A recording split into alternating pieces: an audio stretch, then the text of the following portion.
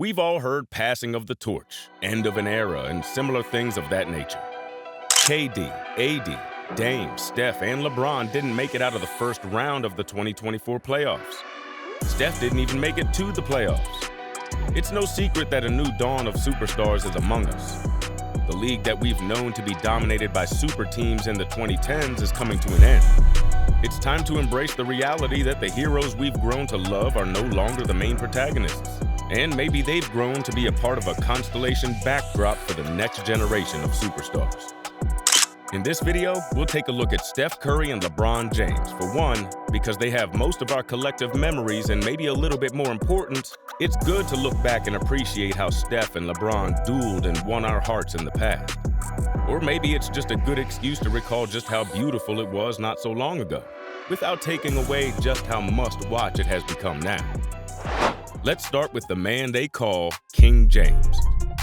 He entered the league looking way bigger than everyone in his position, and his superior bounce and burst is, of course, the first thing that catches our eyes. But the closer we look, the more we realize there's more to his game than just the overpowering physique. LeBron James has been in the NBA for most of his life, and it shows. He's made 10 straight finals appearances, won his 4th ring in 2020, took the all-time scoring record in February of 2024, and is the only man who has more than 40,000 total points, more than 11,000 total assists, and more than 11,000 total rebounds. But beyond the numbers, how did he actually impact the game? Well, he just broke the barriers of traditional positions and all the limitations that come with it in molding new archetypes of players. Don't get me wrong. Just like any star and would-be next Mike, in 2003, LeBron entered the spotlight as a featured isolation scorer from the mid-range, in well-advanced physicality, armed with above-average jab steps and driving game. He was never as smooth as T-Mac or Kobe, but he was just as devastating, if not more, because of the force he generates out of nowhere and finishes those drives using an array of angles. His explosion in those early days mimicked a freight train with 250 pounds of pure muscle. And to top his scoring, he also developed a pretty reliable post-scoring repertoire and a dependable outside shot. But maybe what really supercharged LeBron and effectively morphed him into one of the game's greatest of all time is his understanding of the game and his passing. If he gets double-teamed in the post, he can easily dish to his teammates who will knock down a bucket. This made his driving game both in the half-court and on fast breaks even more violent because it kept the defense guessing. His no-look passes are almost as magical as those of Magic Johnson, and oh, how about his skip passes? I mean, LeBron might have a few patent go-to scoring moves, but if we're talking about signature moves that you remember a player for, this might be it for him, and rightfully so.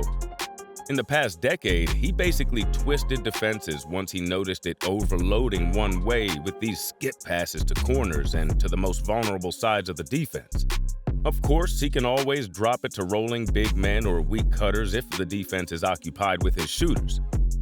And as he matured and mastered his craft, he became a fully evolved master, orchestrator of the offense and defense. If you watched his peak, he's not just directing 4 of his teammates. He's essentially moving the other 9 players on the court. Okay, his offense is special, but how about his defense? Dare I say just as good, if not more mind-blowing? He might even need to start wearing a helmet the way his head almost hits the rim when he goes for a block. If you're able to guard between Tim Duncan, Kevin Garnett, Tony Parker, Paul George, and Kevin Durant, you're probably really good.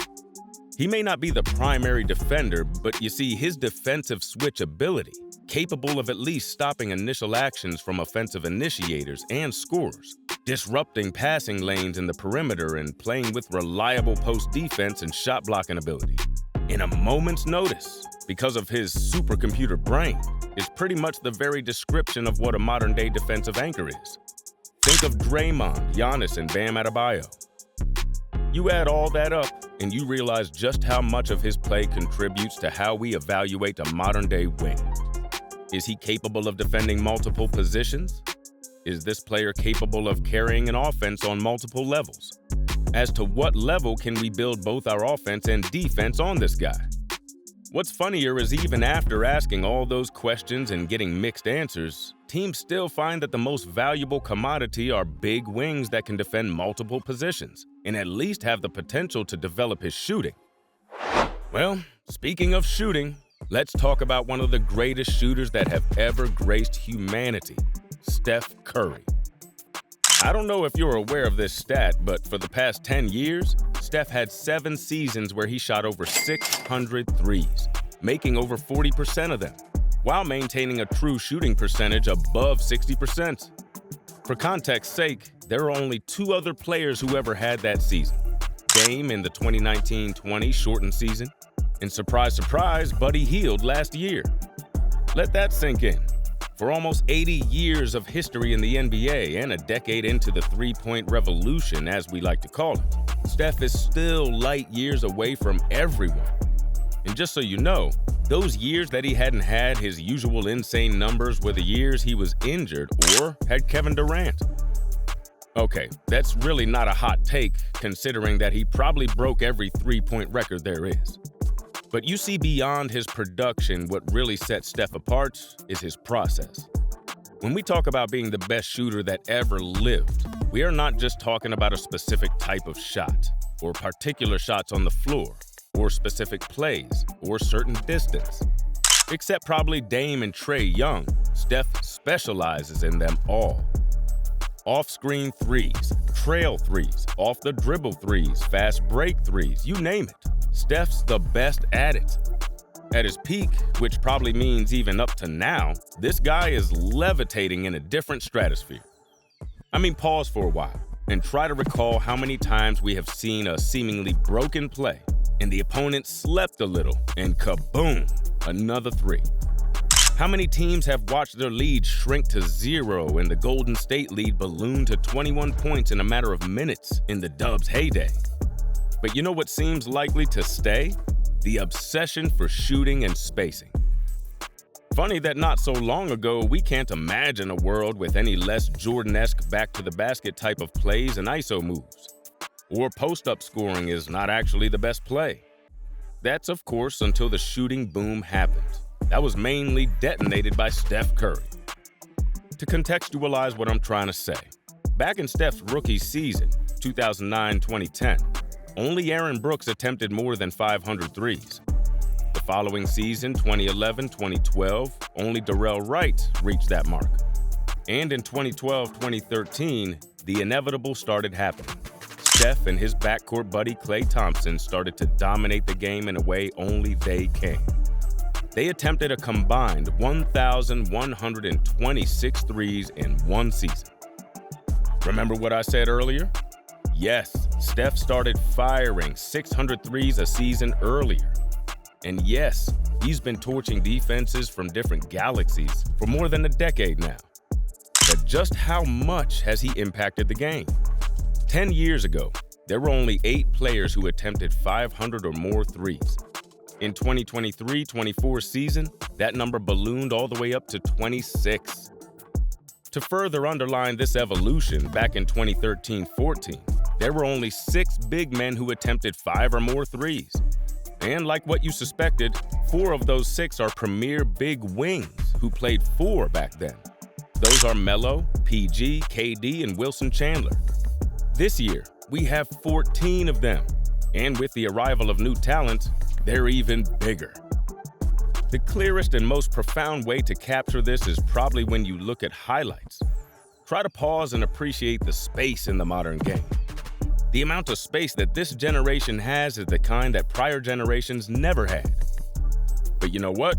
If we dig a little deeper to see how this increased awareness of space changed the game, over the years, the value of great rebounding big men has rapidly dropped.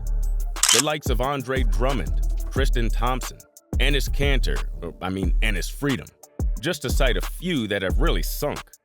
When back in the 90s and even in the early 2000s, these giants were vital parts of teams with championships. You see, with the increase in three-point attempts, rebounds are no longer grabbed where they always are, under the rim. If you play actual basketball, you easily understand what I'm saying.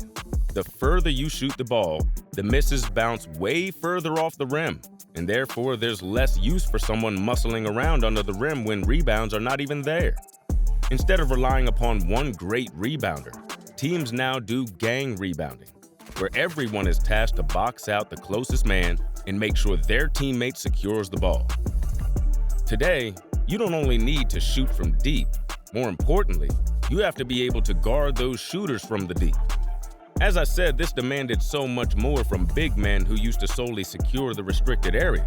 But the style of play as a byproduct of the increased perimeter attack added another layer of complexity to how basketball is played. All these changes didn't just pave the way for how organizations build teams and how they evaluate players, but more importantly, this added that distinct 2020s basketball when we watch and enjoy the game. Anyway, we can talk about all their greatest duels over the years if we really want to. Like the first game in the finals in 2015, where it all symbolically started. To help you remember, LeBron scored 44 points in this game, but ultimately Steph won this game while scoring 26 points. Of course, who will forget, arguably the best game of this generation, 2016 NBA Finals Game 7. LeBron's 27-point triple-double, an iconic block on Iguodala, and mounting the greatest comeback against the 73-9 Warriors?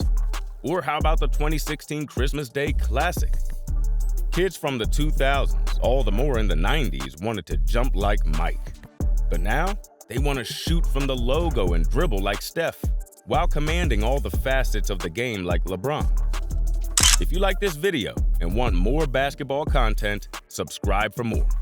Until next time.